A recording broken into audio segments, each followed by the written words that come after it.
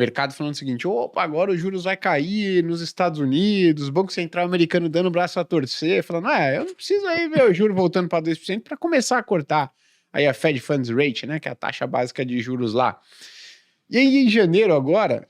É mentira, festa junina, né? Festa junina, a gente é mentira! Festa junina. Parece que tá tendo aí uma reversão nas expectativas. Para começar falando um pouquinho aqui então de Estados Unidos, o que a gente está vendo em janeiro? Por que a gente está vendo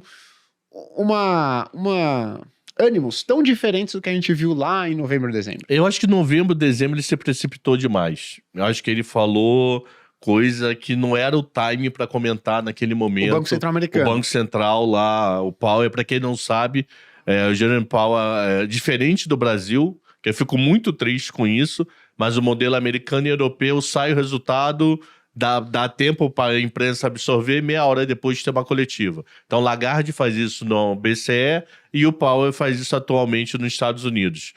E naquela entrevista da reunião de dezembro, acho que foi 12, 13 de dezembro, acho que também foi uma super quarta, ele começou a falar da possibilidade de queda.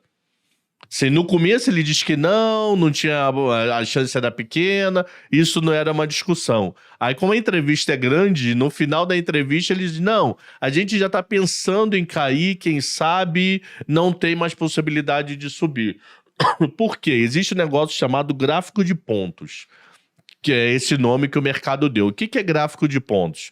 É um gráfico que sai reunião sim, reunião não, aonde o relatório diz o que os diretores do Fed estão pensando basicamente de PIB, emprego e inflação. Mais outros dados, mas esses três são os principais. E nesse relatório de dezembro, ninguém falou em aumento. Como ninguém falou em aumento e no final o Powell deu a entender que já começou a discutir queda, o mercado comprou queda. Uhum.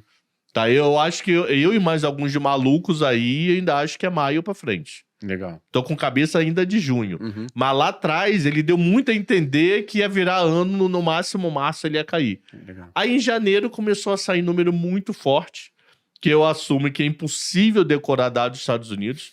Porque tem muito dado, você fica maluco. Lá tem dado assim, acho que até de par ou ímpar. Quem ganhou mais par ou ímpar, nesse sábado sai um relatório do Fed, entendeu? Então, em vez de conta, eu vou consultar a minha cola aqui para olhar dados durante a resposta. Então, isso que aconteceu. Uhum.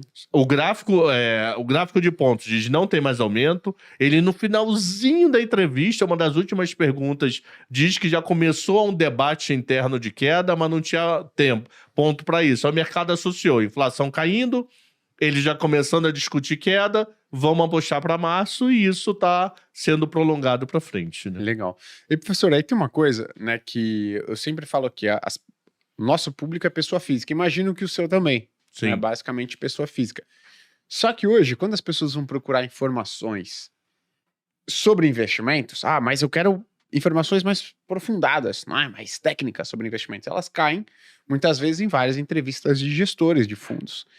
E aí eu vejo que tem um ponto, né? O gestor de fundo, o horizonte de investimento dele é curtíssimo prazo. Ele fala, tá ruim pro S&P, mas por que talvez na visão dele esteja ruim pro S&P? Porque ele tá vendo ali um movimento que ele quer capturar no próximo 1, 2, 3 meses. Você tem o gestor de fundo macro, né?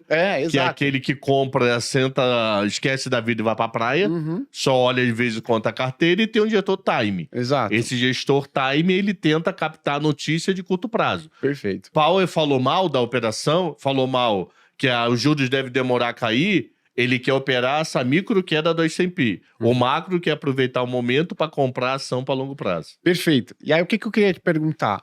O que eu vejo hoje nas redes sociais, principais veículos e tudo mais, são gestores, né, ou pessoas muito respeitadas no mercado, dizendo que, cara, o fato do Banco Central não ter indicado que vai começar a cortar os juros agora, deixa essas pessoas menos animadas com a Bolsa Americana ou desanimadas.